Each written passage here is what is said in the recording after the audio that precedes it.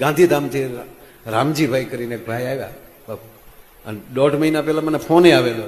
શ્રદ્ધા કેવી છે એની વાત કરું તમને. સત્ય ઘટના જો એ વ્યક્તિ એના દીકરાને લઈને આવ્યા હતા, 9 વર્ષનો દીકરો. 20 વર્ષથી બાપુ એ પૂનમ ભરે ભગુડા. કોઈ પૂનમ બાકી ન હોય. એ માણા પેલા ખટારામાં આવતો, પછી બાઇક લઈને આવતો, હવે ફોર્ચ્યુનર લઈને આવે.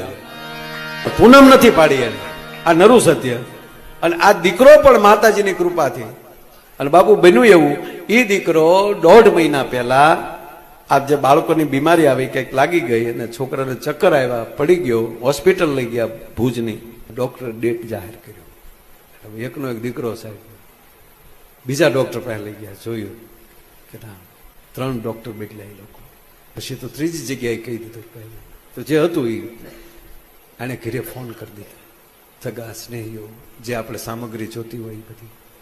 છોકરાની માનો ફોન આવ્યો, હું આવું હોસ્પિટલ, એ પહેલાં તમે એને અહીંયા લઈને નીકળતા નહીં.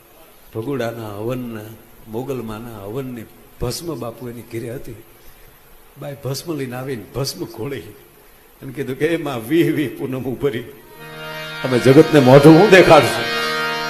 એમ કરીને જે દીકરાએ 1.5 કલાક પહેલા સાહેબ દેહ છોડી દીધો હતો, એના મોઢામાં ભસ્મ મૂકી દીકરો બેઠો થયો છે.